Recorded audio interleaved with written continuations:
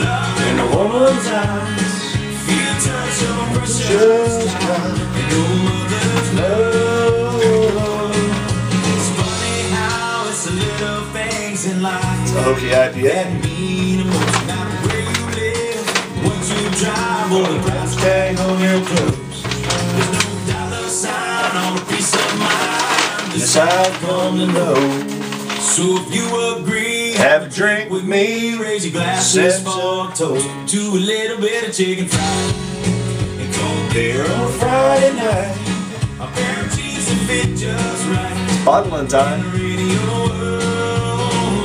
But like to see sunrise. See the love in a woman's eyes. Feel the touch of a precious child. I'm dark. No idea what this is going to taste like. Might as well come along for the fun though.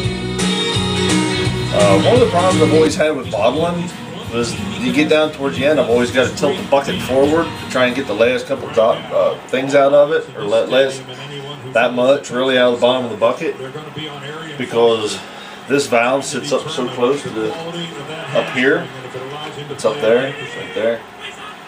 Well, I got on the homebrewtalk.com and I saw a picture of a guy that took a piece of copper tubing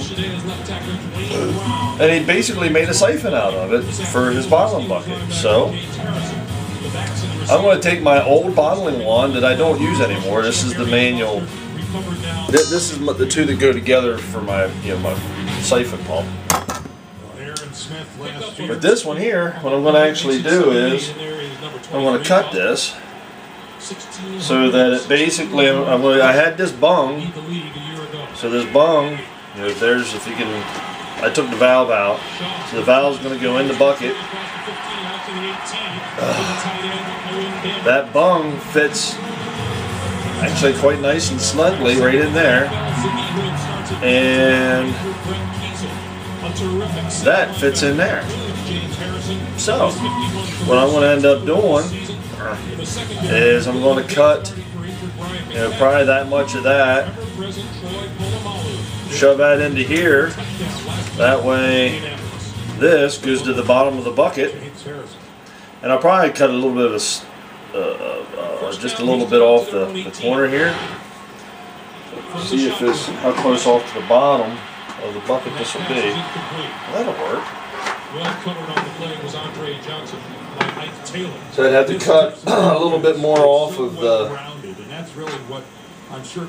the cane, and maybe about to there or something. I'll cut it a couple times until it fits, and we'll have a siphon for the bottling bucket. Pretty cool, huh? Oh yeah, and I'm watching football at the same time. Steelers in Houston. It's painful being a football fan. Okay, so I made my little siphon in there.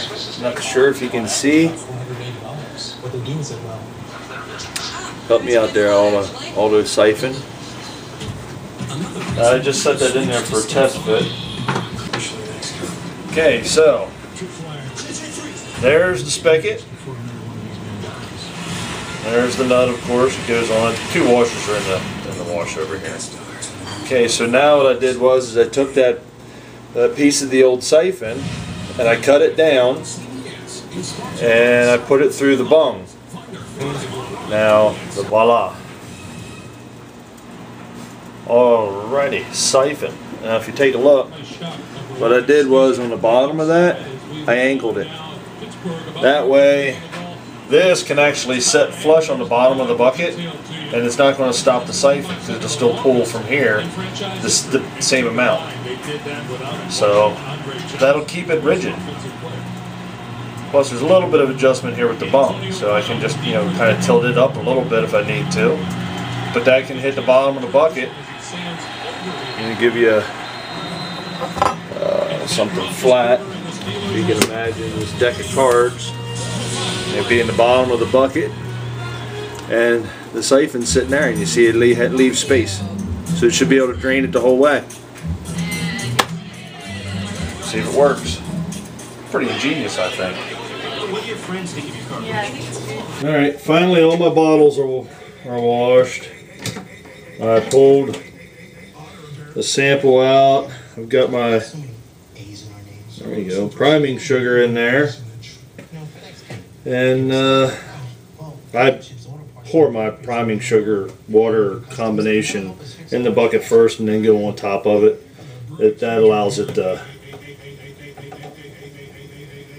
Supply chain solutions. that allows it to that was pretty funny. That allows it to mix up a little bit as we go. So let's give her a taste. See what. Now I used Nugget hops the whole way through, even in the all the hops and everything have went to the bottom. So far, I'm almost at 3 gallons, so it's probably going to be close to 4 gallons. Another good look at the color. It's got a real sweet malty nose to it. You're kidding. Where's that money coming from, Steve? Wow. Did it even cross your mind to ask your wife before signing us up? You could taste the alcohol as I was bringing it to my nose, breathing it in. Wow, that's pretty good. I got them when I signed us up for unlimited messaging. Get more value from AT&T. Buy an unlimited messaging plan and call any U.S. mobile phone. That's AT&T. that bitter is more of a deep bitter with a grassy dryness to it. The NFL on CBS. Sponsored by AT&T. Get it faster with 4G. It's going to be interesting when she's carbonated. Now I'm hoping I don't overdo it. I'm using a little less than 2/3 of a cup of. Where am I? You know what? I don't think I'm going to have. I'm not even going to have 4 gallons. This is only about 3.5. Wow. Yeah. It's about 3.5 gallons. That's interesting. I'll let her go down as far as she'll go. So on the bottling, tastes good though. It's a good initial. There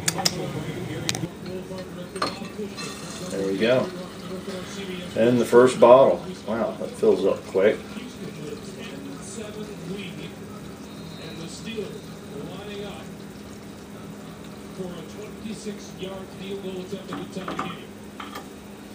Make sure I give myself plenty of room in the neck of these, in case I have too much sugar, because I use the amount of sugar.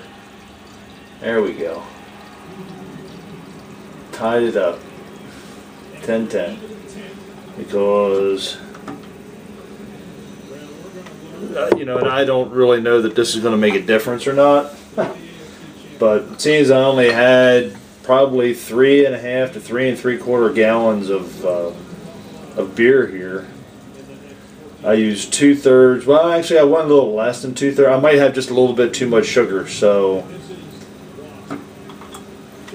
my bottles might be a little overcarbonated. But if they're opened early, it might not matter, because I believe this beer is going to taste its best fresh. So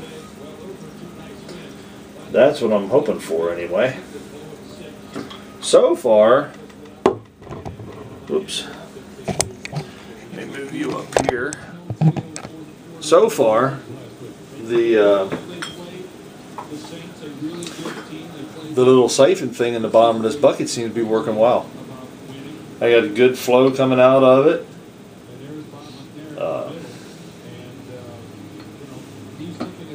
There we go. I don't know what happened there. Good flow coming out of it, so we'll see if it works. It should. Okay, so the little siphon piece seems to be working in the bottom of the bottling bucket. By this juncture in time, I would be tilting it over, and I'm not sure, but right here is the level that I'm at. So it's working, which is kind of cool. That makes it a lot easier. It really does. So really, it should take it the whole way down to the bottom. All that should be left in the bottom is that little tiny bit. And I'm fine with that because this particular beer, I dry hopped it with pellet hops. So, and I already know that I'm going to get some hops into this stuff. It's inevitable. There's no way I have that clean, the whole way out. Although I'm not seeing anything come through the lines, so again, I might get lucky.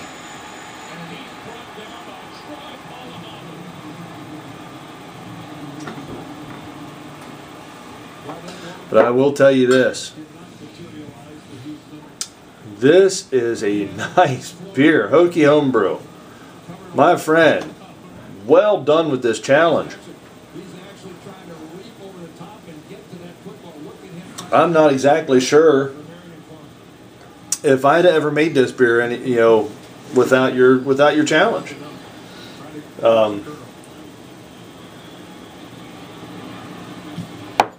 And as screwed up as it went, because we brewed it together on Uville, it's good. My color's off, and I think a lot about it. Mine is all off mainly because of the overboil, or what I lost in the boil.